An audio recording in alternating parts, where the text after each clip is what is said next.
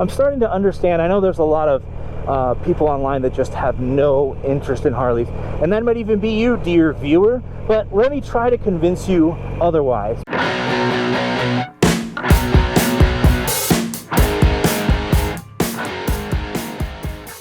Hi, Dylan here from Throttle Company Vintage Motorcycles here in Columbus, Ohio. I'm going to start inside the showroom because the bike we're doing is inside the showroom, and it's got medium lighting. We're working on new lighting for this area because the lighting is, well, not built for motorcycles.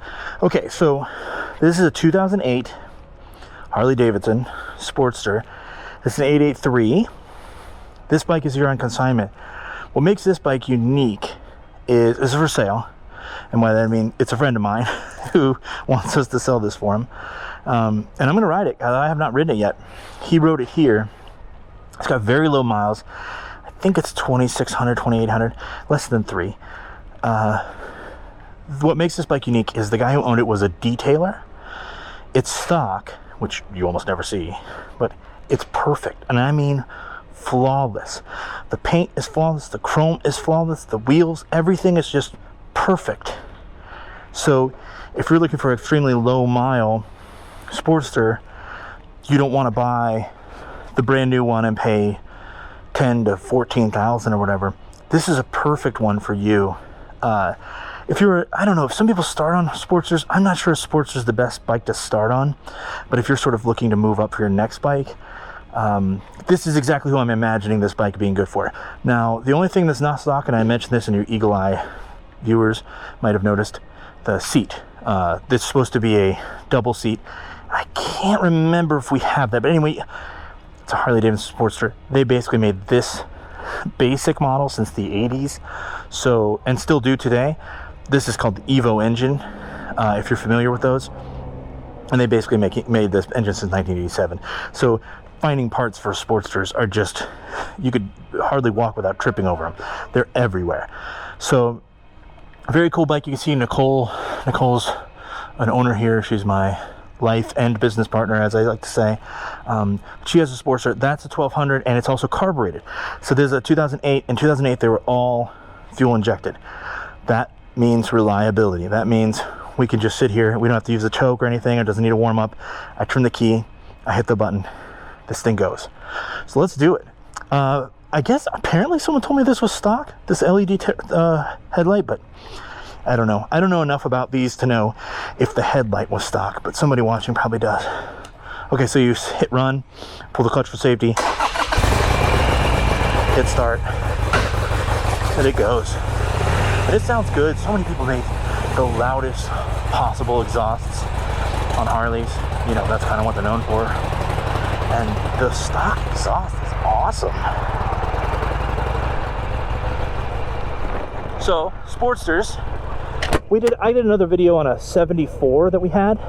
Actually, I think it was a 73 with a 74 tank. That's right, sold now. Oh, I almost stalled. I wasn't used to it. Anyway, they were the sporty bikes, at least at the time. That's what Sportster is meant to mean.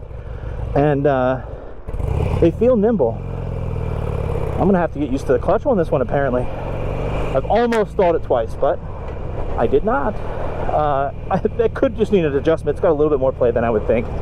I'm sure somebody on watching this will critique my form. But 883 cc's.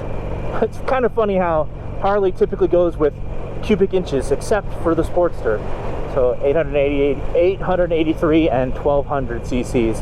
So that makes it easier to compare to other bikes. I just got off an 850, so displacement wise, they're very similar. Now Harley, I think what these bikes, they kind of fit in the category. I'm starting to understand. I know there's a lot of people online that just have no interest in Harleys, and that might even be you, dear viewer, but let me try to convince you otherwise, because and it's sort of like you're either a Harley person or you're not, or you're everything else. And I think Harleys, I think they're cool, honestly. And Nicole has one. I was with her when she bought that one. Something you didn't notice, I didn't bring up, my turn signal is self-canceling. They're also on the left side and the right side. That's something people don't quite get used to. but there's some cool stuff about them. And the 883 is the most approachable of like the sort of common Harley bikes, but they're modern classics. That's my best understanding. Ryan from Fortnite did a video recently about why they sell so many Harley Davidsons, and this is it. This is a muscle car, you know what I mean? This is a vintage motorcycle that just happens to be new and have a fuel injection and all the modern amenities for 2008 is when this one was. But it looks old. It looks retro. It looks like a bike from the 70s.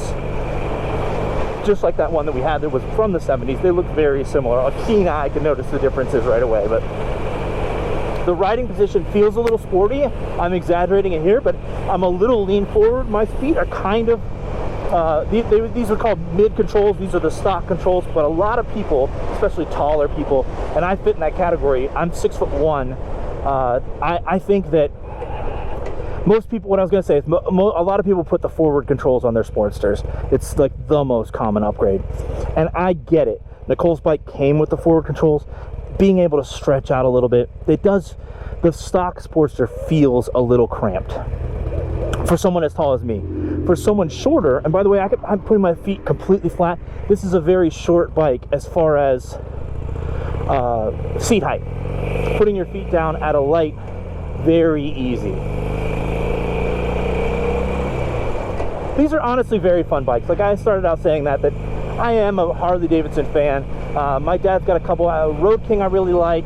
He's got a Lowrider S, awesome motorcycle. There's hardly a better looking motorcycle period than the Lowrider S, and this thing's got a little more power than I expected. I think it's gearing.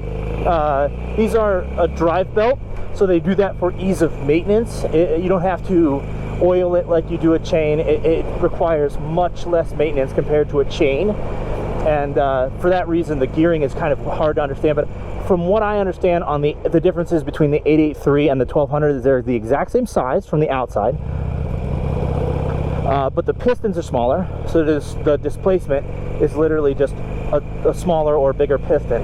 And then the transmission, I've heard that the gearing is different, give you a little bit more low-end torque on the 883. These are 5 speeds. Sometimes I really do feel like it needs a 6th gear, but other Sportsters, I guess I don't know that for sure on this one, but it's sporty. It does feel sporty, especially for a Harley Davidson.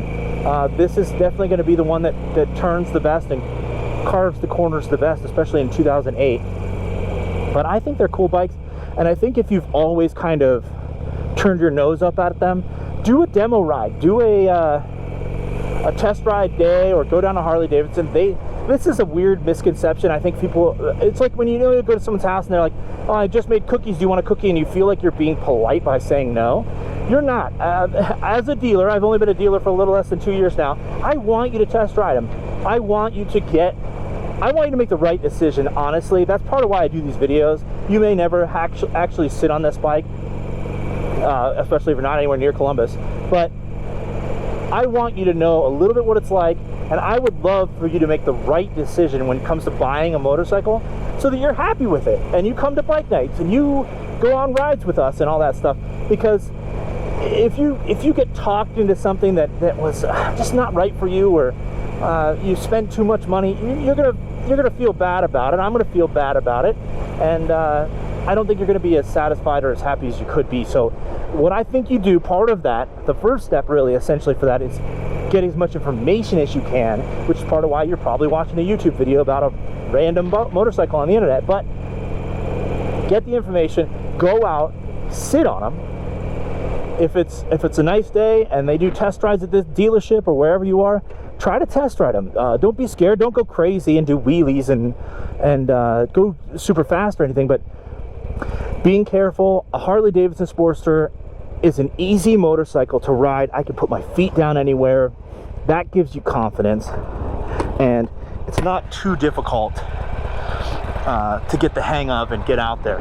So if you've ever kind of considered him, if you like the looks of them, Honestly, this is the funniest thing. You know, Dave Matthews Band, CrossFit, they all kind of had this bad reputation from the most obnoxious people in that group. Harley Davidson 100% fits into that category. There are some really obnoxious Harley Davidson owners out there. And there are some totally cool Harley Davidson owners who you didn't even realize they had a Harley Davidson because they got like 5 different bikes, and they're not obnoxious about it. They have sleeves and they wear a helmet. Can you believe it? So anyway, I'm just trying to tell you they're cool bikes. I'm only saying this for my audience because I rarely do Harley Davidson stuff, so I'm assuming most of the people watching these videos are like, get back to the Royal Enfields, quit talking about your stupid American motorcycles. But honestly, this is a cool bike, and speaking of stupid American motorcycles, that's kind of what a Harley Davidson is, but in a good way. It's got that cool V-twin sound. You cannot beat that sound. That is an awesome sound. 45 degree V-twin. It's magic with the firing order and everything. It's just, it makes a cool noise, even with the stock pipes on here, and it just feels simple, dumb simple, and basic, retro even, and it's just cool. It's not overly complicating motorcycles. It's not adding upside down forks and all kinds of other complications. Only complication that it has as far as compared to a vintage bike is the fuel injection, which honestly makes life so much easier. I am a vintage motorcycle mechanic, and fuel injection, it's just come a long way. It's so nice to just hit the button, don't worry about the choke, don't worry about it being cold, don't worry about any of that stuff, and it just does it. The reliability cannot be beat. I've heard people kind of mock Harley Davidson's reliability, but this era, think about 2008, right? We're talking about, so this bike was probably built in early 2008 or 2007. This is the peak of the economy, the peak, especially in America, of interest in Harley Davidsons. You know, right before this, kind of 2005 to 2008, people were, you couldn't buy a Harley Davidson. You had to get on a list. You had to trade in an existing Harley Davidson because they needed the stock on the floor. People were buying Harley Davidsons in absolute record numbers, and they couldn't keep up with the demand, so they were trying everything they could to just keep bikes on the floor. This is from that time period. And this is when they really nailed it. They nailed the formula for reliability, for just cranking out a ton of motorcycles that worked really well. And this is right in that time period.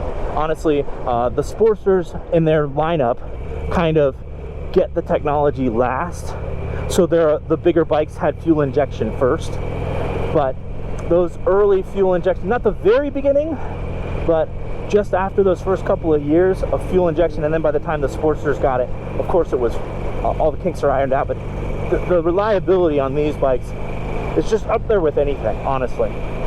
There's basic maintenance that you need to do, but if you take care of that stuff just as you should on any motorcycle, this motorcycle will always start up. 2,100 miles. I guess I was wrong about that. I thought it was I thought it was higher than that, but 2,000 miles, essentially 2,100 miles. This bike's essentially brand new, but you don't have to pay brand new prices. I think we have this listed at $5,500. I think that's a fantastic deal. That's why I'm doing a video on this, because I'm trying to get it out there that somebody out there is going to get a real steal on this motorcycle. And I'm extremely confident with that you'll be happy with this, especially if this is something you're already looking at. This isn't exactly our wheelhouse, if you will. Our wheelhouse is brand new Royal Enfields and vintage bikes, but honestly, in my mind, this bike is a modern classic, the same as that Moto Gucci is, the same as, well, we just happen to have so many examples here. That's my dad's Kawasaki Z900 RS. That looks like the old bikes. This thing's right at home right here. So if you're interested in all in that, please give us a call, make a comment below, whatever. Send us an email at info@throttlecompany.com. If you're interested in this kind of thing, or seeing me ride this bike or that bike or any of these bikes, please follow along, subscribe, follow the channel, because I call this In the Loop, where I try to get you the idea of what it's like to ride a motorcycle. I just talked a lot about Harley Davidson. This is a cool motorcycle. It makes you feel cool. It is a very underrated outside of the world of Harley motorcycle. I would be very proud to own this motorcycle, because especially if you're thinking, I don't want to be in the garage all the time doing maintenance stuff. I just want to hit this button, have it go. I want to forget about it over the winter, hit this button in spring and have it start up. This motorcycle will absolutely do that. That's what a lot of Sportster owners have their bikes for. This is a perfect one. Go out riding with your friends. 883, plenty of power to keep up with any motorcycle, and you'll have a blast. This is a great way to get I don't know about get started. If you're bigger or you have some experience on motorcycles, this is probably a fine first motorcycle for you. But most people, I would not recommend this. I'd recommend starting out on something smaller, just for the power. I guess I'm a little worried that you could get it could get away from you, kind of thing. If you have a lot of experience, it doesn't feel like a lot of power. But as a very first motorcycle, I think this big engine could feel a little intimidating. Other than that, thank you very much for watching, and I'll see you next time.